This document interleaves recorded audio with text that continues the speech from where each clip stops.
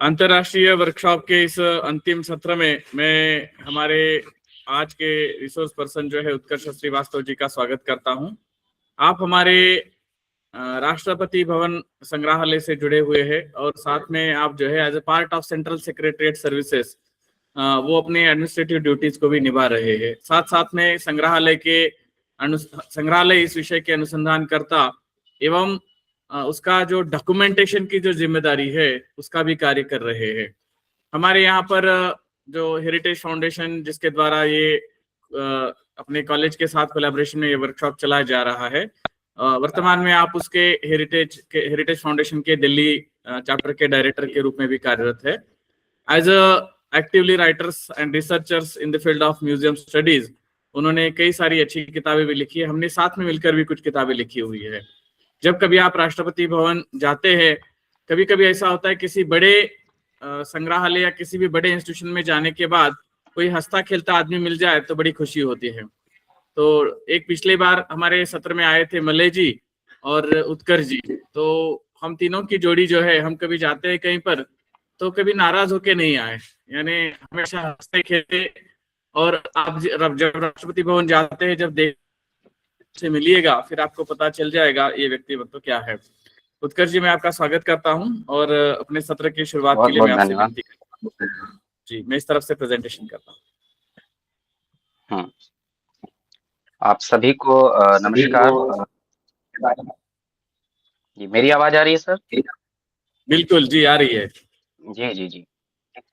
तो चलिए, इतने दिनों की कार्यशाला में आप सभी जुड़े रहे सर के साथ, और जब भुजंग बोबड़े सर का मार्गदर्शन यदि मिलता हो तो फिर कुछ रहता नहीं है। यही फिर मेरी बार बार यही पंक्तियां दोहराई जाती हैं, क्योंकि इनके मार्गदर्शन में बहुत कुछ सीखने को मिला है हमें भी, और तमाम लोगों को, ऐसे देश भर के लाभार्थी हैं जो म्यूजियम और संग्रहालय क्षेत्र से जुड़े हुए तमाम पक्षों को जानते हैं, और इन सब चीजों का बड़ी बारीकी से अध्ययन किया जाता है। फिलहाल मेरा जो विषय है, राष्ट्रपति भवन से जुड़े कुछ संग्रहालय की जो चीजें हैं, आर्टिफैक्ट्स हैं, इनके बारे में आप लोगों को थोड़ा सा अवगत कराना, और इसके बारे में क्यों ये संग्रहालय अन्य संग्रहालयों से थोड़ा अलग है, क्यों विशेष है। तो इसकी मूल जो अवधारणा है, ये तो राष्ट्रपति भवन एक बनने की कहानी और उसके बाद उसमें संग्रहालय निर्माण, ये दो अलग अलग बातें हैं। आप सभी राष्ट्रपति भवन, कुछ लोग आप लोगों में से आए होंगे, कुछ लोगों ने दिल्ली का भी भ्रमण किया होगा। तो सभी जानते हैं कि आधुनिक दिल्ली जो है ये आज की है नहीं, ये बड़ी पुरानी है। कहानी इसकी शुरू होती है जब इसका नाम इंद्रप्रस्थ नगर हुआ करता था। तो ये कालखंड वो था जब पांडवों का काल होता था। इस कालखंड में इंद्रप्रस्थ नगरी थी, और इंद्रप्रस्थ एक बड़ा क्षेत्र रहा। महाभारत की बहुत बड़ी पृष्ठभूमि इसके आसपास लिखी गई है। तो तत्कालीन शहर से लेके वर्तमान दिल्ली और इसके बीच में राष्ट्रपति भवन, जो आधुनिक भारत की जो विरासत है इसको सहेज करके रखा हुआ है, और आज भी एक लिविंग हेरिटेज बिल्डिंग के रूप में इसको हम लोग जानते हैं। और इसी कैंपस के अंदर 330 एकड़ की भूमि में एक संग्रहालय का निर्माण किया गया। तो जो हम लोगों के सामने है आज पब्लिक डोमेन में है, सभी का एक्सेस है। तो शनै शनै कालखंड में इसमें आने जाने की गतिविधियां भी बदलती चली गई थी। तो इससे जुड़े हम कुछ पक्षों को जानेंगे। तो पहले हम लोग थोड़ा इतिहास को इसके जानते हैं कि दिल्ली का पुराना नाम हम सभी जानते हैं इंद्रप्रस्थ था। इंद्रप्रस्थ के बाद इसका नाम मुगल काल आते आते शाहजहानाबाद रखा गया। तो शाहजहानाबाद से आधुनिक दिल्ली का जो सफर रहा, ये बड़ा रोचक सफर था। अ, जब अंग्रेजों का यहाँ पे शासन हुआ था तो उस समय भी यहाँ पे मतलब इसको शाहजहानाबाद के ही नाम से जानते थे। पहले हम सभी जानते हैं कि कैपिटल जो थी कोलकाता थी। तो कोलकाता से दिल्ली कैपिटल का स्थानांतरण इस आधुनिक दिल्ली की नींव को रखा। 1911 में एक दुनिया का सबसे बड़ा एक आयोजन हुआ जिसको दिल्ली दरबार के नाम से हम सब जानते हैं। तो आप लोगों से तमाम लोग ऐसे होंगे जो दिल्ली आए होंगे और राष्ट्रपति भवन के सामने से गुजरते होंगे, तो इस स्थान को आप देखते हैं कि सामान्य धरातल से थोड़ा सा ऊंचाई पर स्थित है। तो इसीलिए इस क्षेत्र को रायसीना हिल बोलते हैं। ये जो कैंपस आप देख रहे हैं, तो रायसीना की एक पहाड़ी है। ये शाहजहानाबाद शहर के मध्य माना जाता था। तो शाहजहानाबाद शहर को कन्वर्ट करना आधुनिक दिल्ली में अंग्रेजों के लिए भी बड़ा चुनौतीपूर्ण कार्य था, क्योंकि इनका जो कंट्रोल था भारत पे और पूरा मतलब एशिया के मध्य को कंट्रोल करना कोलकाता से इनके लिए बहुत सही नहीं हो पा रहा था। तो 1911 का वो समय आया जब जॉर्ज फिफ्थ भारत आने की तैयारी कर रहे थे। तो वर्तमान दिल्ली का एक स्थान है बुराड़ी। बुराड़ी में 1911 में एक दिल्ली दरबार का आयोजन किया गया, जिसमें भारत के जितनी भी रियासतें थी उन सब लोगों ने, जो जो अंग्रेजों के अधीन थी उस समय, तो उनको ट्रिब्यूट पे करने के लिए सभी आए और एक भव्य दरबार का आयोजन, ये जो आप चित्रों में देख रहे हैं, इसका आयोजन किया गया। तो उस समय तय किया गया कि कोलकाता से राजधानी को दिल्ली स्थानांतरित किया जाए और एक ऐसे भवन का निर्माण किया जाए जिससे पूरे सेक्रेटेरिएट को संभाला जा सके। अन्यथा क्या था, लंदन से चीजों को संचालित करना और कोलकाता से फिर उसका मैनेजमेंट करना, तो ये दो बड़े विपरीत ध्रुव दिखाई देते थे। तो दिल्ली थोड़ा मध्य में पड़ने के कारण, क्योंकि इससे लाहौर का भी पास होता था और इस तरफ अपना बंगाल भी इसके मध्य में पड़ जाता है। और दिल्ली पुराने समय से ही एक ऐसा क्षेत्र रहा था कि जहां से सत्ता का नियंत्रण रहा। सभी राजनीतिक गतिविधियां जो थी इसी इंद्रप्रस्थ क्षेत्र के आसपास हुई। तो 1911 में वो तैयारी शुरू हुई। तो जॉर्ज फिफ्थ ने तय किया कि एक हम ऐसे भवन का निर्माण करेंगे जो 5-7 सालों में हो जाएगा, जिसको लेकर के एक अ, ऐसा मतलब कार्य किया जाए ताकि हम पूरे देश पे अपना कंट्रोल ठीक ठाक कर सके। तो इस भूमि का जब चुनाव किया गया तो स्थान निकला ये शाहजहानाबाद की रायसीना पहाड़ी। यहाँ पे जो लोग रायसीना पहाड़ी के आसपास जो लोग रहते थे, इसको एक मालचा नाम का गांव था, जिसके ऊपर ये संग्रहालय, इस राष्ट्रपति भवन का निर्माण किया गया। तो 1911 में जब ये तय हो गया तो उस समय के तत्कालीन सबसे जो बेस्ट आर्किटेक्ट थे सर एडविन लुटियंस, जिन्होंने दुनिया भर में तमाम ऐसी इमारतें बनाई हैं जो आज भी मतलब वास्तुकला के क्षेत्र में अपने आप में एक प्रामाणिक उसको मानदंड हम मानते हैं, जिसको देख करके तमाम लोगों ने सीखा है, जाना है कि सच में नक्काशी और नींव रखना और उसको नक्काश में उतार देना, धरातल पे उतारना, तो ये जिम्मेदारी दी गई तत्कालीन आर्किटेक्चर सर एडविन लुटियन को। तो उन्होंने आधुनिक दिल्ली का निर्माण कार्य अपना स्थापित किया। तो सबसे पहले राष्ट्रपति भवन की नींव रखी गई। उस समय उसे गवर्नर हाउस के नाम से जाना जाता था, ऐसा कि एक बड़ा भव्य भवन तैयार हो रहा है। तो 330 एकड़ भूमि का चुनाव इसमें किया गया। और ये जो भूमि थी इसमें क्या था कि बड़ी चुनौतियां थी, क्योंकि कंक्रीट थे, पहाड़ थे, और पहाड़ों को थोड़ा सा साफ करके उस स्थान को बनाया जाना। तो अंग्रेजों ने फिर इस स्थान को मतलब साफ कराने का कार्य शुरू हुआ। टारगेट रखा गया कि 1918-19 तक इसे हम तैयार कर देंगे। परंतु सभी जानते हैं कि वर्ल्ड वॉर स्टार्ट हो गया था 1918 में। तो 1918 के बाद ऐसी स्थिति बन गई कि इस कार्य को बढ़ता चला गया, एक्सटेंशन इसका होता चला गया।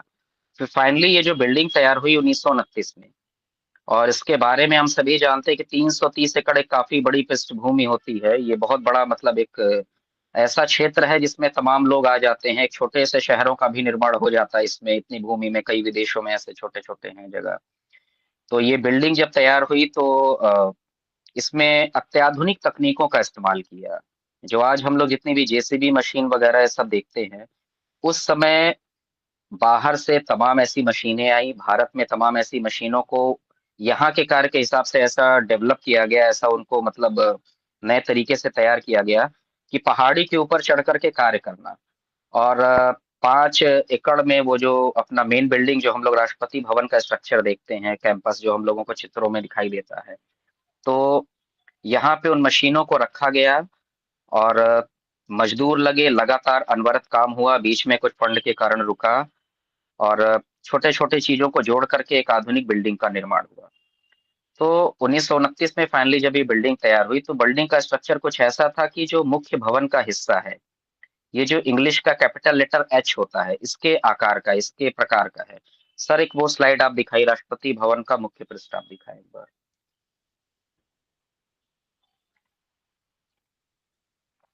हाँ, ये देखिए, ये जो स्ट्रक्चर उस समय तैयार हो रहा था, तो ये जो स्थितियां हैं कि इंग्लिश का जो लेटर एच होता है, उस तरीके से इसका निर्माण किया गया। इसका कारण ये था, तत्कालीन समय में इसमें भूकंप रोधी तकनीक का इस्तेमाल किया गया था। तो एच शेप जो होता है, बड़ा बैलेंसिंग स्ट्रक्चर मानते हैं इसको, कि उससे चीजें ऐसे बैलेंस रखी जाती हैं। तो ये जो मुख्य भवन था, इसके दाहिनी तरफ जो था, आधुनिक आज के समय में कैबिनेट सेक्रेटेरिएट है, बाएं तरफ में प्रेसिडेंट सेक्रेटेरिएट है, जिसको राष्ट्रपति भवन का जो अपना सचिवालय है। तो ये जो पूरा एक भूमि थी, ये मूलतः जो थी जयपुर रियासत के अंतर्गत आती थी। तो राजा सवाई माधो सिंह जो थे उनकी ये भूमि थी, जिसके सामने एक जयपुर कॉलम का निर्माण किया गया जो उनको ट्रिब्यूट पे करता है। तो ये राष्ट्रपति भवन जब फाइनली बन करके अपना तैयार हुआ तो इसको मतलब ये था कि इसमें, क्योंकि तो उस समय हम लोग इंडिपेंडेंट नहीं थे, आजाद नहीं थे, तो बड़ी चुनौतियां थी देश के सामने। तो कैसे इसको गवर्नर हाउस को चलाना और फिर उसको देखना, ये बड़ा भारी कार्य पड़ता चला गया। तो इस कैंपस को पहले ओपन रखा गया था। बाद में तैयार हुई इसकी वर्तमान पृष्ठभूमि, जिसमें मतलब राजनीति का केंद्रीकरण जब हुआ तो इसके इर्द गिर्द ही सब कुछ मंडराने लगा। तो अब हम बात करेंगे राष्ट्रपति भवन से जुड़ी चीजों के बारे में। अभी तो एक इसका हमने छोटा सा खाका बताया। तो जैसे आप देख रहे हैं कि राष्ट्रपति भवन का जो मुख्य, हाँ, ये जो आप देखते हैं कि ये जो इसका स्तूप, जो इसका डोम बनाया गया है, ये सांची स्तूप से प्रेरित है, जो मध्य प्रदेश में स्थित है सांची। तो भोपाल के निकट ही वो स्थान है। तो गौतम बुद्ध की जो, जहाँ पे आप मानते हैं, उनकी रेलिक्स रखी गई हैं इसके ऊपर। तो सांची स्तूप से प्रेरित होकर के इसके डोम का निर्माण किया गया। और इसके ऊपर आप देख रहे हैं एक तिरंगा लगा हुआ है। तो आप कई लोग राष्ट्रपति भवन के जब सामने से गुजरते हैं या चित्रों में देखते हैं तो इस डोम के ऊपर ये तिरंगा लगा रहता है। एक्चुअल में तिरंगा तभी लगता है जब राष्ट्रपति जी जो होती हैं इस दिल्ली के क्षेत्र में रहती हैं। यानी यदि राष्ट्रपति का कोई दौरा लग गया, राष्ट्रपति हिमाचल चली गई या फिर दिल्ली के बाहर कहीं भी चली गई, फॉरेन में चली गई, तो इस झंडे को हटा दिया जाता है। ये तिरंगा प्रतीक होता है राष्ट्रपति के इस स्थान पे रहने का, कि उनका प्रेजेंस ये बताता है। और इसके लिए प्रॉपर जो प्रोटोकॉल होते हैं इनका फॉलो किया जाता है, कब इसको टांगना है, कब इसको उतारना है। तो इस जो ये भवन आप देख रहे हैं, इसके सामने का जो मुख्य द्वार है, वहां पे एक हमारा एक एंटिक्विटी है, एक जिसको ऋषभ बोलते हैं। आवाज आ रही है मेरी? हेलो विरंग सर, मेरी आवाज आ रही है क्या? आ रही है, बिल्कुल ठीक है, बिल्कुल आ रही है। अच्छा अच्छा अच्छा, ठीक है ठीक है ठीक है। जी। हाँ, लगा डिस्कनेक्ट हो गया। तो ये आप देखेंगे राष्ट्रपति भवन के मुख्य गेट पे जहां से राष्ट्रपति उतरते हैं, उन सीढ़ियों को आप देखेंगे, और उसके सामने पिलर जो बनाए गए हैं, इन सबको टस्कन पिलर बोलते हैं। ये एक अद्भुत कला शैली में इसका बड़े ये ऊंचे बनाए गए टस्कन पिलर जो सामने से आप इसको देख रहे हैं, 20 है। इसके अलावा पूरे इस बिल्डिंग में 100 से अधिक मध्य साइड और 100 से अधिक पिछले साइड, और किनारों किनारों को मिलाकर के 227 पिलर बनाए गए, जिन पे इस भवन का जो मतलब जो इसकी छत है वो टिकी हुई है। तो ये टस्कन पिलर जो सामने की तरफ देख रहे हैं, इसके मध्य में एक आप देखेंगे कि एक वृषभ स्तंभ शीर्ष है, जिसे बुल कैपिटल बोलते हैं। ये अशोक के कालखंड का है, और बिहार में एक स्थान है चंपारण, वहां से इसे प्राप्त किया गया था। जैसे हम सभी जानते हैं कि अपना अशोक स्तंभ है, ये सारनाथ से मिला। उसी तरीके से अशोक के अन्य और शिलालेख मिले थे, कई उनके ऐसे अलग अलग उनके प्रमाण मिले थे कि अशोक काल या मौर्यन पीरियड में क्या क्या हमारे जी किस तरीके से धम्म का निर्माण हुआ था, कैसे अपना जो ज्ञान था वो देश विदेश में भेजा गया। तो उन्हीं के जब इनकी जब खुदाई हुई या इनको पाया गया, तो उसमें से जो बुल कैपिटल था, ये हमारे राष्ट्रपति भवन में ले आकर के रखा गया। सबसे पहले इसे इंडियन म्यूजियम कोलकाता में रखा गया, फिर दिल्ली नेशनल म्यूजियम दिल्ली में रखा गया, फिर ये वर्तमान में आ गया राष्ट्रपति भवन के सामने। ये जो आप इमेज में देख रहे हैं, ये जयपुर कॉलम आपको दिखाई दे रहा है। ये जयपुर कॉलम जो है, ये क्योंकि ये बताया कि सवाई माधो सिंह की जमीन जो थी, महाराजा थे, उन्होंने ही अंग्रेजों को दान दी थी ये पूरी। ये जयपुर रियासत का हिस्सा है ये भवन। तो उनकी याद में या उनको ट्रिब्यूट पे करने के लिए इस जयपुर कॉलम का निर्माण किया गया। ये 145 फीट ये बड़ा जो कॉलम है, इसके ऊपर आप देखेंगे एक लगभग 5 टन का इसके ऊपर एक कमल का फूल बनाया गया है, जो कि ब्रास और अन्य मिक्स मेटल से बनाया गया है। ये कमल का फूल प्रतीक होता है कि हमारी जो जड़ें हैं अपनी संस्कृतियों से जुड़ी हुई हैं। ये कमल मतलब एक आध्यात्मिकता का भी प्रतीक है, और इसके ऊपर एक स्टार है, ये ग्लास का बना हुआ है। तो इसको और थोड़ा नजदीक से जब आप सामने से जाकर के या इसको नजदीक से देखेंगे, तो एक फूल के आकार, इसमें कमल के फूल का आकार है, और लोटस पेटल्स के मध्य में एक शीशे के ऊपर स्टार बनाया गया है। तो स्टार जो है ये एक्चुअली उस समय की अपनी एक आधुनिक शिल्पकारी थी, उसका प्रतीक था। लेकिन कमल का फूल हमारी संस्कृति का परिचारक रहा है। और इस जयपुर कॉलम के ऊपर तत्कालीन दिल्ली जो शाहजहानाबाद था उसका एक नक्शा बनाया गया है, जिसमें कि इसकी बाउंड्री कहाँ कहाँ तक है। अच्छा, आप लोग दिल्ली जब आते होंगे तो आप लोग देखते हैं कि दिल्ली में तमाम ऐसे मेट्रो स्टेशन हैं, जैसे कश्मीरी गेट, मौरी गेट, और ऐसे तमाम दिल्ली गेट, ये सब जितने भी गेट जो लगे होते हैं, जो आज के मेट्रो स्टेशन के नाम हैं। जब 1911 में दिल्ली दरबार लगा था तो उस समय एक 90 किलोमीटर की रेलवे लाइन बिछाई गई थी। उस समय ये सब रेलवे स्टेशन के नाम होते थे। और उसके भी पहले ये जो गेट जो थे, शाहजहानाबाद शहर में घुसने के लिए अलग अलग द्वार होते थे, कि इन द्वारों के मध्य के से ही आप इस शाहजहानाबाद में प्रवेश कर सकते हैं। तो इस पूरे दिल्ली के कॉर्नर्स पे ऐसे 12 गेट बनाए गए थे, उन सभी के इन नक्शों पे उन्हें उकेरा गया है। तो जयपुर कॉलम जो है अपने आप में एक बहुत बड़ा मतलब शिल्पकारी का एक बहुत बड़ा अद्भुत नमूना है। आप सभी एक बार आए यहाँ पे, इसे देखें। और बुल कैपिटल जो है ये भारत में ऐसे मतलब तमाम प्राप्त किए गए, लेकिन जो सबसे उसमें उत्कृष्ट नक्काशी वाला था वो अपने राष्ट्रपति भवन में आज इसकी शोभा को बढ़ा रहा है। इसके अलावा सर, और स्लाइड को आप नीचे करें। ये आप देख रहे हैं, ये यही वो बुल कैपिटल है जो हमारी रियासत का राष्ट्रपति जी जब निकलती हैं इस राष्ट्रपति भवन से बाहर तो इसी कैपिटल के बगल से उतर के फिर सीढ़ियों से नीचे आना होता है। इसके पीछे एक द्वार दिखाई दे रहा है, इससे केवल भारत के राष्ट्रपति का ही मतलब आना जाना हो सकता है, अन्य किसी को यहाँ से निकलने की अनुमति नहीं है। या फिर अतिथि जब आते हैं या किसी कार्यक्रमों में उनको इनवाइट किया जाता है तभी उनके लिए ये गेट खुलता है। तो सामान्यतः ये गेट केवल राष्ट्रपति के पद संचलन का के लिए ही इसको खोला जाता है। तो स्लाइड नीचे आप करें। ये अलग अलग एंगल से आप देखेंगे कि उस समय सच में कितनी उत्कृष्ट नक्काशी की गई थी और कैसा निर्माण किया गया था, कि आज भी इसकी पॉलिश जो है एज इट इज है, इसकी पॉलिश को कभी भी दोबारा मतलब नहीं किया गया, बस इसमें से धूल हटाई जाती है और आज भी उसी अवस्था में प्राप्त किया गया। क्योंकि जब खुदाई से निकला था तो इसका एक कान जो था, कान का हिस्सा टूटा हुआ था, तो वो आज भी ऐसे ही सी अवस्था में यहाँ पे रखा गया है। अब राष्ट्रपति भवन को आप सबने देखा होगा, टीवियों पे हम देखते हैं कि एक दरबार हॉल है था इसका नाम, ये जो आप चित्र देख रहे हैं इसका नाम बदल करके कुछ ही वर्ष पहले इसको गणतंत्र मंडप के नाम से अब जाना जाता है, जहाँ पे राष्ट्रपति बैठ करके तमाम अवार्ड सेरेमनी को कंडक्ट करते हैं। इसके पीछे जो बुद्धा का पेडेस्टल आपको दिखाई दे रहा है, ये भी 5वीं शताब्दी का है। तो हमारे यहाँ से दो यूनिक चीजें हैं, जैसे बुद्धा हो गए और ये अपना ऋषभ स्तंभ शीर्ष जो है। तो इन्हीं कुर्सी पे बैठ करके राष्ट्रपति अपने कार्यक्रमों का संचालन करते हैं। और जिस कुर्सी पे राष्ट्रपति बैठते हैं या बैठती हैं, वो कुर्सी की जो ऊंचाई है जहाँ पे इनके पांव पड़ते हैं, और इसके सामने जो इंडिया गेट है, इंडिया गेट आप लोगों में से तमाम लोगों ने देखा होगा कि इसकी ऊंचाई कितनी अधिक है। इंडिया गेट का टॉप और ये जो कुर्सी का बॉटम है, ये दोनों एक हाइट पे रखे गए हैं। यानी कुर्सी का जो निचला हिस्सा है और इंडिया गेट का टॉप दोनों एक बराबर लाइन में है, इन दोनों की ऊंचाई सेम है। तो आप अनुमान लगाइए कि जमीन से कितनी ऊंचाई पे इस राष्ट्रपति भवन का निर्माण किया गया है।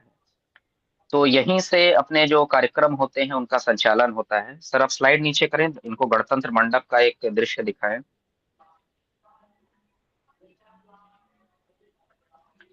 ये वो ऐतिहासिक भवन है जहां से सभी हमारी अवार्ड सेरेमनी होती है उनको कंडक्ट किया जाता है, जिसमें हमारे पद्म पुरस्कार, भारत रत्न या जितने भी सिविलियन अवार्ड्स होते हैं, अक्सर गैलेंट्री अवार्ड्स वगैरह भी यहीं पे दिए जाते हैं। तो ये वो भव्य भवन है जिसके ठीक इसके शीर्ष पर ही इतना डोम लगा हुआ है जिसके ऊपर तिरंगा लगा रहता है। तो ये इसमें भी तमाम इसकी ऐसी इस कक्ष में यदि आप आएंगे भ्रमण के दौरान तमाम ऐसे आर्टिफैक्ट्स देखेंगे। राष्ट्रपति भवन का एक और कक्ष है जिसे अशोक अशोक मंडपम के नाम से जानते हैं। हम सभी जानते हैं कि अपने जो अमिताभ बच्चन जी थे, जब उनको दादा साहेब फाल्के पुरस्कार दिया जा रहा था, तो वो सब जो कार्यक्रम इस तरीके के जो होते हैं, कुछ अलग कार्यक्रम होते हैं, वो सब सेरेमनी जो होती है वो इसी कक्ष में होती है। या इच्छानुसार राष्ट्रपति के साथ फोटोग्राफ होते हैं वो इस कक्ष में होते हैं। इस कक्ष की विशेषता ये है कि इसके ऊपर, इसके टॉप पे एक पेंटिंग बनाई गई है। ये पेंटिंग जो है ये एक मतलब इसको 7D स्ट्रक्चर या 3D से ज्यादा कहीं 7D बोलते हैं, क्योंकि इसके इस पूरे भवन के कॉर्नर पे आप कहीं भी उस पेंटिंग को देखेंगे तो ये सजीव पेंटिंग ऐसी है, लगेगा ये आपको देख रही है।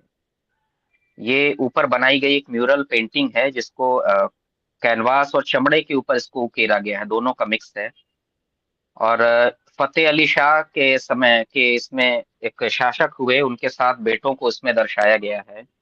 और इसके ऊपर जो है इसके अगल बगल तमाम ऐसे जो फारसी भाषा में कुछ शायरियां लिखी गई हैं। तो इस भवन के में जब प्रवेश करेंगे और आप अशोक मंडप में पहुंचेंगे तो आपको इसकी भव्यता दिखाई देगी। इसका जो फ्लोर है, ये वुडन फ्लोर है जिसके ऊपर चलने पे जो धप धप की आवाज आती है, क्योंकि पहले के समय में इसका उपयोग किया जाता था जब अंग्रेज वगैरह थे, तो यहाँ पे म्यूजिकल प्रोग्राम अक्सर होते थे। तो फर्श पे जो थाप पड़ेगी उससे क्या होता है कि पैरों में या फिर उस थाप में वो रिदम नहीं बन पाएगा। तो इसकी जो फ्लोरिंग है ये वुडन फ्लोरिंग है। और इसमें जब हम पैर की थाप देते हैं तो उसकी गूंज जो होती है पूरे हॉल में सुनाई देती है। तो कुछ इस तरीके से यहाँ पे एक साउंड टेक्निक का इस्तेमाल किया गया था कि कैसे किसी भी कोने में बैठे रहे आप या मध्य में हो, आपको एक ही फ्रिक्वेंसी की साउंड सुनाई देगी। तो यहाँ पे जैसे कोई म्यूजिकल परफॉर्मेंस होता है, इस तरीके के नृत्य होते हैं तो बहुत अच्छे से दिखाई देते हैं। एक यहाँ पे बहुत फेमस अपना, ये आप देख रहे हैं कि एक इसको हम आर्टिफैक्ट तो नहीं बोलेंगे, एक बहुत बढ़िया ये मूर्ति है जो वियतनाम सरकार द्वारा तत्कालीन जो भारत के राष्ट्रपति थे उनको दी गई थी 1962 में, सर्वपल्ली राधाकृष्णन को। ये अवलोकितेश्वर हैं, बुद्धा का एक अवतार इनको मानते हैं। सहस्त्रबाहु अवलोकितेश्वर इनको बोला जाता है। इनकी 1000 भुजाएं हैं। और ये भुजाएं जो हैं ये इनके अलग अलग इसको दिखाती हैं कि जैसे सामने इनकी आप मुद्रा देखेंगे तो सामने की मुद्रा और भुजाओं की मुद्रा में अंतर है। सामने की मुद्रा निर्वाण का प्रतीक है। इनके जो उसके जस्ट पीछे जो थोड़ी बड़ी हाथ दिख रहे हैं आपको, छोटे छोटे हाथ जो दिखाई दे रहे हैं। सर स्लाइड आप नीचे करें इनको क्लियर। हाँ, तो ये इनकी मतलब जेनरोसिटी का प्रतीक है। और इसके पीछे इनके कुल मिलाकर के इनकी 1000 भुजाएं हैं। ये मार्बल का और क्या नाम है पीओपी का बना हुआ एक स्टैचू है जो 3 खंडों में है। इसका बेस, इसका मध्य भाग और इसका शीर्ष भाग, ये तीनों अलग है, तीनों को एक के ऊपर एक सेट करके रखा गया है। तो 1962 में वियतनाम सरकार के द्वारा ये भारत को गिफ्ट किया गया था। ये राष्ट्रपति भवन में प्रवेश करते ही आपको द्वार पे दिखाई देता है। अब आते हैं हम संग्रहालय की ओर कि राष्ट्रपति भवन का जो एक हिस्सा है हमारा संग्रहालय, इसी का भाग है जिसको प्रणब मुखर्जी के कार्यकालखंड में इसका निर्माण किया गया था।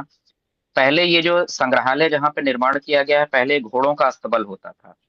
यहाँ पे पहले घोड़े रहते थे, बाद में उनको रिप्लेस किया गया तो इसमें एक संग्रहालय का निर्माण किया गया।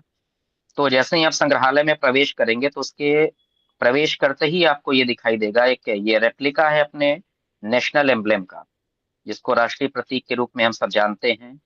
जैसे अपना जो राष्ट्रीय प्रतीक है अशोक स्तंभ है, और अपना राष्ट्रीय ध्येय वाक्य है जिसको हम लोग सत्यमेव जयते बोलते हैं, ये मुंडक उपनिषद से लिया गया है। तो इस अशोक स्तंभ और अपने कुछ उपनिषदों के ऐसे ध्येय वाक्य आपको इस प्रवेश करते ही आपको ऐसे दिखाई देंगे। ये बड़ा आधुनिक है सर। इसके बाद आप आगे बढ़ें। ये दीवालों पे जो हम देख रहे हैं ये अपने तोरण द्वार बोलते हैं इसे। ये सांची स्तूप जो है इसका अपना एक तोरण द्वार जो होता है, जो सामने की तरफ आप लोगों में से कुछ लोग किसी बुद्धिस्ट किसी मॉन्यूमेंट्स पे ऐसे गए होंगे जहाँ पे जो भगवान बुद्ध से संबंधित है, या खास करके सांची स्तूप अगर आप गए होंगे तो सांची स्तूप का जो तोरण द्वार होता है, प्रवेश द्वार जो होता है, ये उसका एक डिजाइन जो है यहाँ पे ये फारसी पे उकेरा गया है।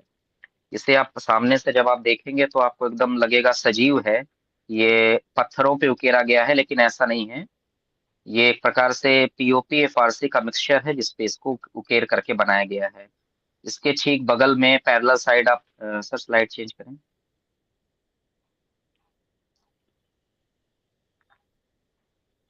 सर स्लाइड, हाँ। तो ये आप देख रहे हैं कि हम सभी जानते हैं कि बराबर की ये गुफाएं हैं बिहार में पाई जाती हैं।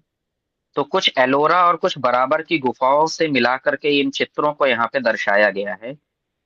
तो इन्हें दीवालों पे एक मोटे फारसी पे उकेरा गया है, जिससे देख करके ऐसा लगता है कि पत्थरों के ऊपर बनाए गए हैं। तो संग्रहालय में प्रवेश करते ही आपके दाहिने और बाईं तरफ एक तरफ तोरण द्वार और एक तरफ ये आपको स्टैचू दिखाई, ये इस तरीके का एक स्ट्रक्चर आपको दिखाई देगा। तो ये जो हमारी जितनी भी जो पुराने कालखंड में जितनी हमारी इस तरीके की स्ट्रक्चर बनाए गए थे, खास करके एलोरा वगैरह के, तो इन सबको यहाँ पे एक दर्शाने का प्रयास किया गया है, जो संग्रहालय की भव्यता को बढ़ाते हैं। सर अगला स्लाइड करें। ये आप देख रहे हैं, ये एक विक्टोरिया कोच है, ये संग्रहालय का ही एक बड़ा महत्वपूर्ण अंग है। जब यहाँ पे अंग्रेजी शासन था तो जो वॉयसराय होते थे वो इन बग्घियों से आसपास विचरण किया करते थे। तो ये उस समय की लगभग 125 साल पुरानी विक्टोरिया कोच है, जिसमें घोड़े जो दिखाए गए हैं, ये घोड़े खाली नकली कह सकते हैं या इसे बनाया गया है। बाकी बग्घी का जो पूरा स्ट्रक्चर है, कोच यानी बग्घी, तो ये पूरा एज इट इज रखा गया है। ये आज भी वर्किंग कंडीशन में है। आजादी के बाद इसे तमाम राष्ट्रपति जो थे इस पे बैठ करके, और उनकी फैमिली वगैरह के लोग इस पे बैठ करके यात्रा करते थे। ऐसी तमाम बग्घियों की एक परंपरा रही है राष्ट्रपति भवन में। तो उसी का एक हिस्सा ये विक्टोरिया कोच है, और ये आज हमारी मतलब विरासत का एक अंग बन चुका है। तो 2017 में इसे इस संग्रहालय में संरक्षित किया गया। तो ये भी पब्लिक के देखने के लिए डोमेन में घुसते ही प्रवेश द्वार पे इसके रखा गया है। Sir next. ये आप देखेंगे, ये एक ट्रेनिंग कोच है। जैसे जानते हैं कि परंपरागत तरीके से पहले घोड़ों का प्रयोग ज्यादा होता था, तो राष्ट्रपति भवन में भी एक परंपरा रही थी कि तमाम ऐसे कार्य थे जो घोड़ों के द्वारा करवाए जाते थे। तो ये जो एक बग्घी दिखाई दे रही है, इसको ट्रेनिंग कोच बोलते हैं। यानी जब घोड़ों को ट्रेनिंग दी जाती थी तब उनको ये बग्घियां दी जाती थी। ये भी 100 वर्षों से अधिक पुरानी है, आज भी वर्किंग कंडीशन में है और इसमें कोई खराबी नहीं है। ये एज इट इज वर्किंग है। यानी आज भी इस पे लोग बैठ करके यदि घोड़ों को बांध से चलेंगे जैसे पहले चला करती थी। तो इनको बहुत ही तरीके से यहाँ पे संरक्षित करके यहाँ रखा गया है। ये ट्रेनिंग कोच थी घोड़ों को ट्रेनिंग देने के लिए। और जब घोड़े प्रॉपर ट्रेंड हो जाते थे तब उनको एक लगेज कोच दी जाती थी, जिसमें अपने को दस्तावेज या सामान या शस्त्र वगैरह रख करके घोड़ों को बताया जाता था। तो वो नियत स्थान पे एक स्थान से लेके चले जाते थे। यदि उनके साथ उनका जो है घोड़ा चलाने वाला भी नहीं है, तो भी घोड़ों को पता था कि सीधे रास्ता किधर जाना है। तो इतने ट्रेंड हो जाते थे वो एक स्थान से दूसरे स्थान जाने के लिए। तो इनको ये लगेज कोच ये दी जाती थी। ये भी हमारा एक हेरिटेज है। और उसके बाद एक हमारा इनक्लेव शुरू होता है राष्ट्रपति भवन का। जो पूरा इंडियन जितने भी मूवमेंट हुए हैं आजादी को लेकर के, जितने भी अपने यहाँ कार्य किए गए, अलग अलग आंदोलन हुए, उन सब की एक पृष्ठभूमि दिखाई गई है। तो ये पृष्ठभूमि का जो दर्शन आपको देखने को मिलेगा, ये सबसे पहले जो दिखाया जा रहा है बंगाल विभाजन। हम सभी जानते हैं 1905 में बंगाल का पार्टीशन किया गया। एक पूर्वी बंगाल और एक पश्चिम बंगाल हुआ। पूर्वी बंगाल पहले पाकिस्तान के नाम से जाना गया, फिर बाद में बांग्लादेश बन गया। और पश्चिम बंगाल तब भी पश्चिम बंगाल था, आज भी पश्चिम बंगाल है। और पश्चिम बंगाल से हाल के दिनों में आप सभी वाकिफ भी हैं, क्योंकि ज्यादा ही चर्चा में आ गया। तो ये पश्चिम बंगाल में जब बंगाल का विभाजन अंग्रेजों ने कर दिया, लॉर्ड कर्जन ने बंगाल का विभाजन किया, तो देश भर में बड़ा विरोध हो गया। क्योंकि तमाम ऐसे लोग थे जो बटा नहीं था, क्योंकि आज भी हमारी तमाम शक्तिपीठ बांग्लादेश में है। तो उस समय लोगों ने बड़ा पुरजोर विरोध किया। और बंगाल में इस विरोध का जो नेतृत्व था वो रविंद्रनाथ टैगोर ने किया था। तो इस चित्र में आप देख रहे हैं जो व्यक्ति धोती कुर्ता पहने हुए हैं, ये रविंद्रनाथ टैगोर है। उस समय इनकी दाढ़ी उतनी बड़ी नहीं थी, बाद में बड़ी हो गई थी। तो रविंद्रनाथ टैगोर जो हैं ये राखी बांध रहे हैं। तो एक कैंपेन किया गया था कि सभी हिंदू मुस्लिम एक दूसरे को राखी बांधेंगे और आपसी एकता और सौहार्द को बनाए रखेंगे। इस बंगाल विभाजन का हम पुरजोर विरोध कर रहे हैं। तो ये बंगाल के विभाजन पार्टीशन के दृश्य को 1905 को दिखाया गया है। ये एक दृश्य दिखाया गया है, आप इसे बड़े ध्यान से देखेंगे तो तिरंगे में आप सभी को चरखा दिखाई दे रहा होगा। तो हम सभी जानते हैं आज का जो तिरंगा हमारा है इसमें चरखा नहीं है, इसमें केवल वो तीलियां हैं, वो चक्र है, वो व्हील दिखाई देता है। झंडे को जो फहरा रहे हैं जवाहरलाल नेहरू हैं, और उनके बगल में जो हाथ जोड़े खड़े हैं वो नेताजी सुभाष चंद्र बोस हैं। ये जो दृश्य है ये है 1929 में कांग्रेस का एक अधिवेशन हुआ था लाहौर में। रावी नदी बहती है लाहौर में, उसके तट पर पे मध्य रात्रि काल में एक अधिवेशन हुआ। तो 1929 31 दिसंबर 1929 की वो रात्रि थी। और 1930 का जो बस होने ही वाला थी भोर थी। तो ऐसे इस विशेष समय में एक अधिवेशन का कांग्रेस का आयोजन किया गया।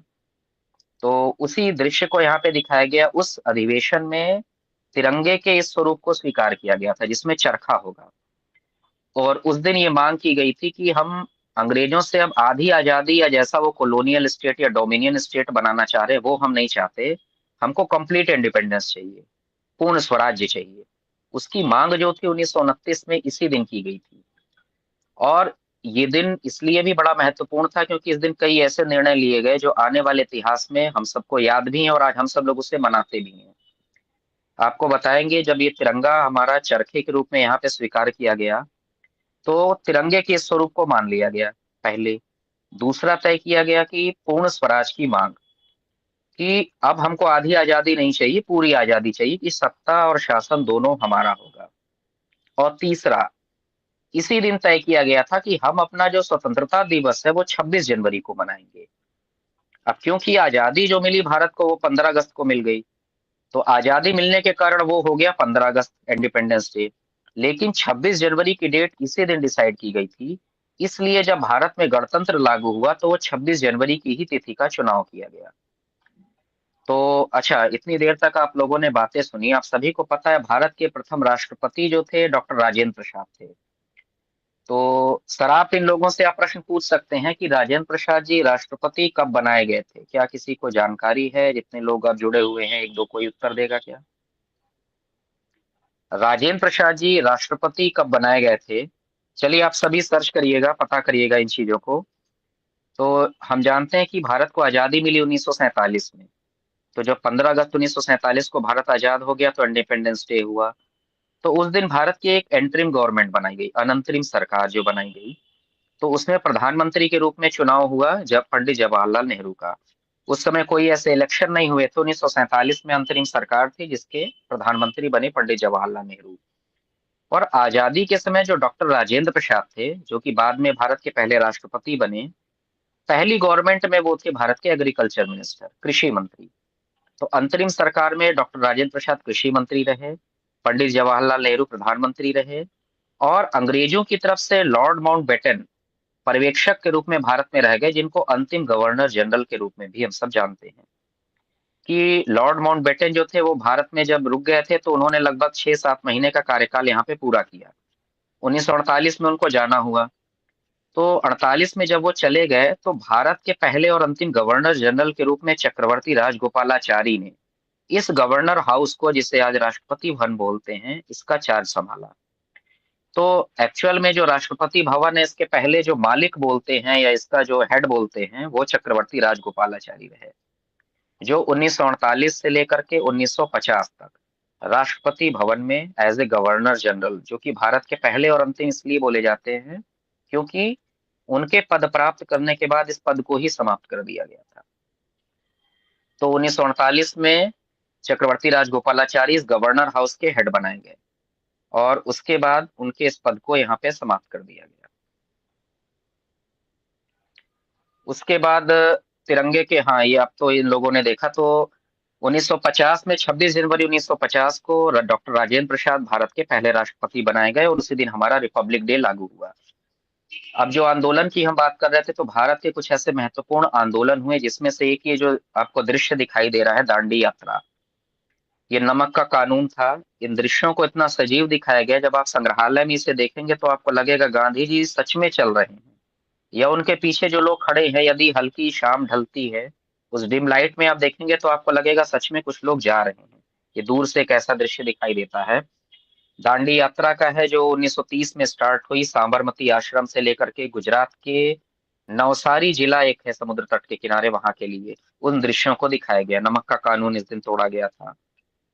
और नेक्स्ट स्लाइड सर। ये आप देखेंगे कि भारत में एक बड़े ऐसे लोकप्रिय राष्ट्रपति हुए जिनको बच्चे बड़ा लगाव करते थे, बड़े भी मानते थे, और विश्व भर में जिन्होंने भारत के गौरव को बढ़ाया, डॉक्टर एपीजे अब्दुल कलाम। आप सभी पता करिएगा उनका कार्यकाल कब था, कब से कब तक राष्ट्रपति बनाए गए। तो 2002 से 2007 तक भारत के वो राष्ट्रपति रहे। उन्हीं की ये पर्सनल बिलोंगिंग है जो इस चित्र में दिखाई गई है। आज आप संग्रहालय में आएंगे भ्रमण करने तो आप देखेंगे कि ये जो अपने जितने भी राष्ट्रपति हैं उनकी पर्सनल बिलोंगिंग को हम लोगों ने डिस्प्ले में लगाया हुआ है। तो अब्दुल कलाम जी की ये वीणा है, जिसको सरस्वती वीणा कहते हैं। वीणा और भी प्रकार की होती है, रुद्र वीणा होते हैं जिससे रौद्र स्वर निकलते हैं। ये सरस्वती वीणा है, शांत स्वरों वाली। तो ये अब्दुल कलाम जी की बड़ी पर्सनल बिलोंगिंग है। इस पूरे जो ये आप ये जो बॉक्स देख रहे हैं, इसके अंदर उनके कपड़े रखे गए हैं। इसमें दो ऐसे उनके कपड़े हैं, एक कपड़ा उन्होंने तब पहना था जब राष्ट्रपति पद की शपथ ले रहे थे, एक उन्होंने तब पहना था जब अपना अंतिम भाषण देते समय शिलांग में उनका निधन हो गया। तो उन दोनों वस्त्रों को भी हम लोगों ने संभाल करके डिस्प्ले में लगाया है।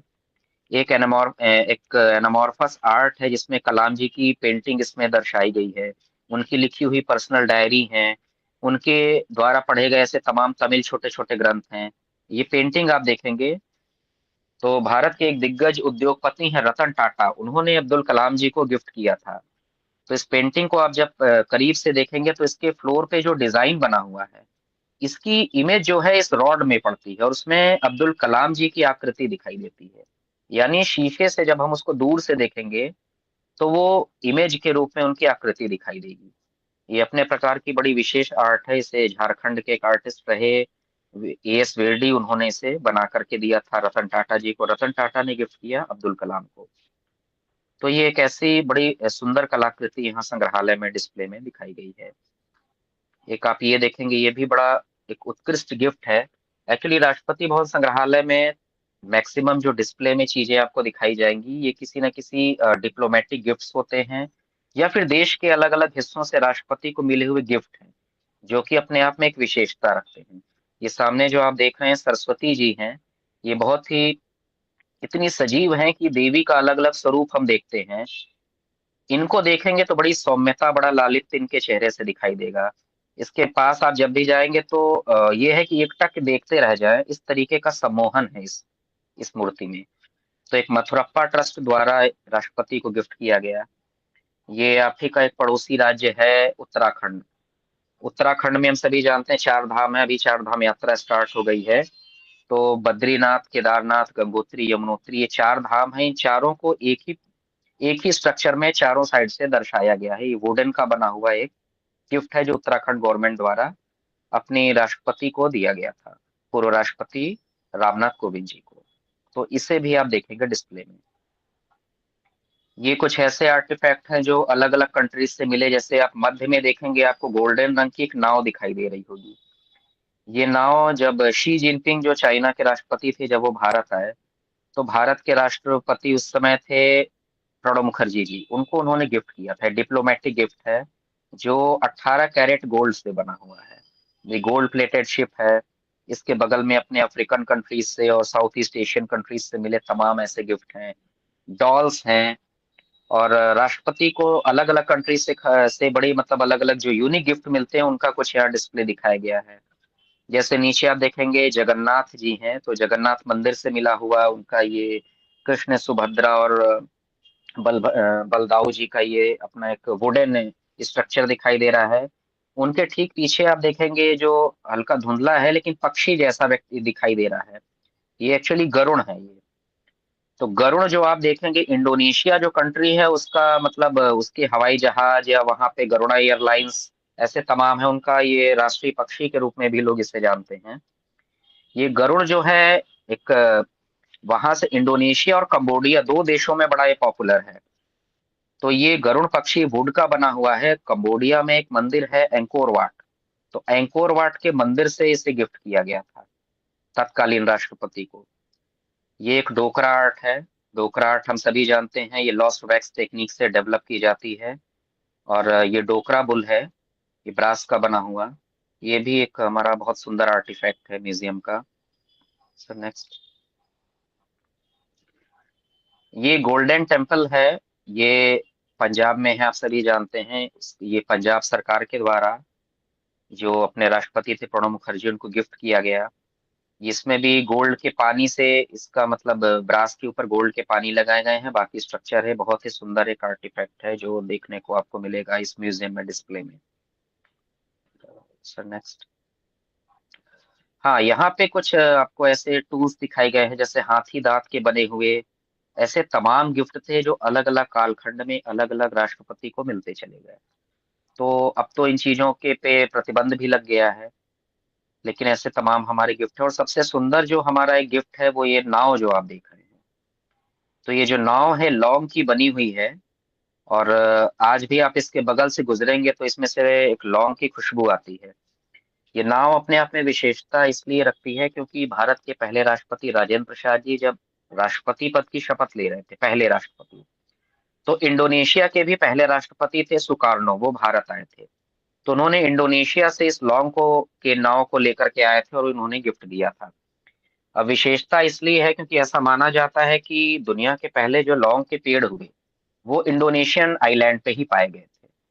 ऐसा रिसर्च में पाया जाता है कि इंडोनेशिया द्वीप पर ही लौंग जो थी वो पाई जाती थी सबसे पहले। तो उन्हीं लौंग से मिलकर के इस नाव को डिजाइन किया गया है। इसको देखेंगे कि पूरी नाव ये लौंग से बनी हुई बड़ी बारीक नक्काशी है। और इस एग्जिबिट को आप हल्का सा भी टच करेंगे तो पूरा हिलने लगता है, इसलिए इसे मूव नहीं कराया जाता है। तो एक शानदार ये जो कलाकारी है उसका एक प्रतीक है ये। और ये देखिए हमारे यहाँ का एक यूनिक डिस्प्ले है। चंद्रमा से आया हुआ पत्थर, ये कोई आम पत्थर नहीं है। हम लोग चंद्रमा बहुत लोग देखते हैं, चंद्रयान जा ही रहा है, आप लोग जाने का भी प्रयास करिए, भविष्य में चले जाएं। तो अमेरिकी जब वहां विजिट करे थे, रूस की तरफ से लोग गए थे, एक टीम गई थी वहां पे। तो 1969 में यूएस गवर्नमेंट की तरफ से भारत के राष्ट्रपति वीवी गिरी हुए, उनको ये चांद का एक पत्थर दिया गया, एक टुकड़ा दिया गया। ये भी हमारे संग्रहालय में डिस्प्ले में लगाया गया है। चंद्रमा से आया हुआ पत्थर है जो मध्य में रखा गया है। और इसके दाहिनी और बाईं तरफ वो पत्थर है जो पहली बार माउंट एवरेस्ट पे बेचेंद्री पाल ने चढ़ाई जब करी थी। एडमंड हिलेरी, तेंजिंग नोर्गे के बाद बेचेंद्री पाल ने जब चढ़ाई करी तो कुछ पत्थर लेकर के आए। तो उन्हीं पत्थरों को माउंट एवरेस्ट से लाए गए प्रथम पत्थर है। और चांद के ऊपर जब पहली बार मानव ने अपने कदम रखे वहां से लाया गया ये पहला चांद का टुकड़ा है। सर नेक्स्ट दिखाई स्लाइड, उसमें और क्लियर दिखाई देगा जी। इसे आप करीब से देख सकते हैं, स्टोन फ्रॉम मून। अच्छा, ये जो राष्ट्रपति भवन जो है, जब इसको एडमिन लुटियन ने डिजाइन किया था तो इसको निर्माण करने के पहले वो पूरे भारत में उन्होंने भ्रमण किया। पूरे भारत के जितने मंदिर हैं, जितनी शिल्पकारी है, चोल काल के जितने इस तरीके के स्ट्रक्चर बनाए गए, अजंता, एलोरा, मतलब कश्मीर से कन्याकुमारी तक तमाम जगहों पे भ्रमण किया। तो इन्होंने पाया कि कोई भी स्ट्रक्चर जो है वो भारतीय संस्कृति को कहीं ना कहीं परिलक्षित करता है। तो आधुनिक अंग्रेजों ने इसका निर्माण जरूर किया लेकिन इसमें पूरी भारतीय संस्कृति की छाप आपको हर जगह पे दिखाई देगी। जैसे ये हाथी आप देख रहे हैं, उन पत्थरों से कॉर्नर पे हाथी उकेरा गया है। आज भी हम लोगों के घर में द्वार पे गणेश जी को हम बैठाते हैं या मंदिरों के बाहर स्वागत के लिए हाथी होते हैं। तो उस हाथी के स्ट्रक्चर को आप जब प्रवेश करेंगे तो आपको अलग अलग जगहों पे इस तरीके के ऐसे स्ट्रक्चर दिखाई देंगे जो कि मार्बल से ही, ये मतलब स्टोन से ही बनाए गए हैं। ये बलुआ पत्थर है जिसका ये एक हिस्सा है। उसके बाद हमारा जो अमृत उद्यान है, जिसको हम लोग पहले मुगल गार्डन के भी नाम से जानते थे, तो ये वो स्थान है जो समय में पहले जो था 2000, अभी 2022 के पहले ये केवल एक बार साल में खुलता था आम जनता के लिए। 2022 के बाद राष्ट्रपति द्रौपदी मुर्मू ने फैसला किया कि इसे आम जनता के लिए वर्ष में 2 बार खोला जाएगा। और इसका नाम परिवर्तित किया गया। मुगल गार्डन जो था ये बड़ी पुरानी मुगल काल की परंपरा चली आ रही थी, तो इसका नाम बदल करके अमृत उद्यान किया गया। ये लगभग 15 एकड़ के क्षेत्रफल में फैला हुआ एक ऐसा गार्डन है जिसमें गुलाब की 100 से अधिक प्रजातियां हैं। यानी अलग अलग किस्म के आप गुलाब देखेंगे कि लाल गुलाब में भी कैसे 10 प्रकार के गुलाब होते हैं, अलग अलग रंगों के, अलग अलग किस्मों के। तो लगभग 100 से अधिक गुलाब ऐसे हैं जो एक विशेष समय में पाए जाते हैं। 100 से अधिक ऐसे हैं जो केवल ठंड के सीजन में होते हैं। लेकिन यहाँ पे जब अमृत उद्यान खुलता है तो ऐसी लगभग 350 से अधिक प्रजातियां यहाँ पे हैं जो आपको गुलाब की मिलेंगी। इसके अलावा यहाँ पे आपको बोनसाई गार्डन मिलेगा। और ये जो आप देख रहे हैं सर्कुलर गार्डन है, तो इसमें ऐसे अलग अलग कोने में होने वाले जितने भी पहाड़ी फूल भी तमाम आपको यहाँ इस इन्वायरमेंट में आपको दिखाई देंगे। तो बड़ा एक सुंदर गार्डन है जिसको बनाया गया है, पब्लिक के लिए ओपन किया जाता है वर्ष में 2 बार। तो इसको देखने वाले जितने लोग भी हैं, आप सभी राष्ट्रपति भवन में भ्रमण करने के लिए जरूर आए और इस गार्डन को जरूर देख करके जाए। एक अलग ही खूबसूरती दिखाई देगी। ये कुछ ऐसे ये जो आपको डिस्प्ले में दिखाई दे रहा है यहाँ पे, राष्ट्रपति भवन केवल ये एक बिल्डिंग नहीं है, 330 एकड़ का जो क्षेत्रफल है इसको लिविंग बायोडायवर्सिटी पार्क बोलते हैं। यहाँ पे दुनिया भर के प्रवासी पक्षियों का बड़ा आगमन होता है। तो 150 से अधिक प्रवासी पक्षी यहाँ पे हर वर्ष आते हैं, अलग अलग प्रकार के, जो तमाम भारत में विलुप्त हो चुके हैं, वो कहीं दूर दराज से दिख ही जाएंगे कहीं ना कहीं। तो जैसे व्हाइट वल्चर है, एक सफेद गिद्ध जो आजकल नहीं दिखाई देता लेकिन कभी कभी यहाँ पे आता है। तो उसके बारे में जितने भी यहाँ पे पक्षी आते हैं उनके बारे में जानकारियां यहाँ पे भ्रमण के दौरान आपको डिस्प्ले में दिखाई देंगी। उन्हीं जानकारियों को यहाँ पे एक बोर्ड के माध्यम से, डिस्प्ले के माध्यम से दिखाया गया है। ये राष्ट्रपति भवन का वो स्ट्रक्चर है, सामने से आप इसे देख सकते हैं। रायसीना पहाड़ी के ऊपर ये वो भवन है। जो आप मध्य में एक गेट देख रहे हैं, इसको गेट इसकी राष्ट्रपति भवन में प्रवेश करने के लिए लगभग यहाँ पे 40 गेट हैं, 40 से अधिक गेट हैं। तो ये जो गेट नंबर 1 है, ये केवल राष्ट्रपति जी के लिए ही खुलता है, जिससे राष्ट्रपति का ही केवल आना जाना हो सकता है। इससे हम या आप या प्रधानमंत्री भी नहीं आते जाते। इसके राइट साइड में जो गेट है, गेट नंबर 2, उससे हमारे भारत के प्रधानमंत्री, रक्षा मंत्री, उपराष्ट्रपति वगैरह आते जाते हैं। गेट नंबर 3 है, जो यहाँ के एम्प्लॉई हैं, जैसे हम लोग हो गए, और या डिप्लोमेट्स हो गए, या फिर ऐसे व्यक्ति जो विशेष स्थितियों में जिनको बुलाया जाता है, इनवाइट किया जाता है, उनका प्रवेश गेट नंबर 3 से होता है। आप सभी जब भ्रमण के लिए आएंगे राष्ट्रपति मुख्य भवन, तो गेट नंबर 38 से एंट्री होगी। म्यूजियम घूमने आएंगे तो गेट नंबर 30 से एंट्री होगी। और ये सामने का जो भव्य परिसर आप दिखा रहे हैं, आप देखे होंगे कि मोदी जी का शपथ ग्रहण समारोह भी इसी परिसर में हुआ था। तो ये पूरा एक सैंड स्टोन को ही पीस करके यहाँ पे पूरा बिछाया जाता है, लाल पूरी मिट्टी दिखाई दे रही है। इस पे तमाम ऐसे शौर्य के कार्यक्रम होते हैं। इसके ठीक सामने जयपुर कॉलम और उसके ठीक पीछे एक राष्ट्रपति भवन की ये विरासत, ये इमारत दिखाई देती है। तो ये 330 एकड़ का क्षेत्रफल अपने आप में एक बहुत कुछ कहानियां कहता है। तो ये एक संक्षिप्त हमने आपको थोड़ी बहुत कहानी इसलिए बताई कि किसी चीज के बारे में बताना और उसे आकर के अनुभूत करना, दो में बड़ा अंतर होता है। तो आप सभी जितने भी विजिटर हैं यहाँ पे, आप सादर आमंत्रित हैं। आप यहाँ पे आएं, और जब इसे आप देखेंगे, इस संग्रहालय को विजिट करेंगे और इस पूरे भवन को विजिट करेंगे, तो आप एक अलग ही अनुभूति पाएंगे। जी। तो सर, ये संक्षिप्त जी, विषय बहुत बहुत हमने इसका धन्यवाद। रखा। और जी, बोलिए बोलिए, कुछ कह रहे थे आप। हाँ सर, तो ये है कि आप इतने 5 दिन की आपने कार्यशाला रखी, 14 से 20 तक की, और इसके दौरान जितने भी लोग आपसे जुड़े, हम चाहेंगे, निवेदन है कि आप इन लोगों को लेकर के आए। तो जो बातें हमने सुनाई, ये सर के ऊपर से आधी बातें गुजर भी गई होंगी, लेकिन कुछ बातें मन में रह गई होंगी। तो जो बातें मन में रह गई हैं, उनको लेकर के जब आप स्वयं आएंगे, सशरीर आए और इस स्ट्रक्चर को देखें या इसके ऑरा को आप महसूस करेंगे, तो बात अलग हो जाएगी। तो आप सभी जो है यहाँ पे इनवाइट हैं, आप आइए, इसको देखिए। और क्योंकि म्यूजियम से संबंधित कार्यशाला रही, तो एक बार आप लोगों को जरूरी है कि राष्ट्रपति भवन संग्रहालय का भ्रमण आप सभी निश्चित रूप से करें। जी, बहुत बहुत धन्यवाद। ठीक है सर। आपका ये सत्र जो है, हमारे हेरिटेज का ये जो वर्कशॉप, हमने अंतर्राष्ट्रीय वर्कशॉप जो रखा है, इसका समापन सत्र है। और आपने इतना अच्छा हमें इसके बारे में जानकारी दी कि हमारे देश की एक ऐसी धरोहर जिसे देखने के लिए सब लोगों का मन करे। तो आपका ये इनविटेशन सभी लोग याद रखेंगे, और जब भी दिल्ली जाते हैं तो राष्ट्रपति भवन और संग्रहालय जरूर उसे देखेंगे। तो फिर से एक बार आपको विनम्रता पूर्वक धन्यवाद देते हुए हम इस सत्र को अभी यहाँ रुकते हैं। इसके तुरंत बाद जो है वैलिडिक्टरी सेशन की शुरुआत होगी। 10 मिनट का ब्रेक रहेगा, सभी लोग आप फ्रेश होके आ सकते हैं। धन्यवाद, धन्यवाद। नमस्कार। Thank you.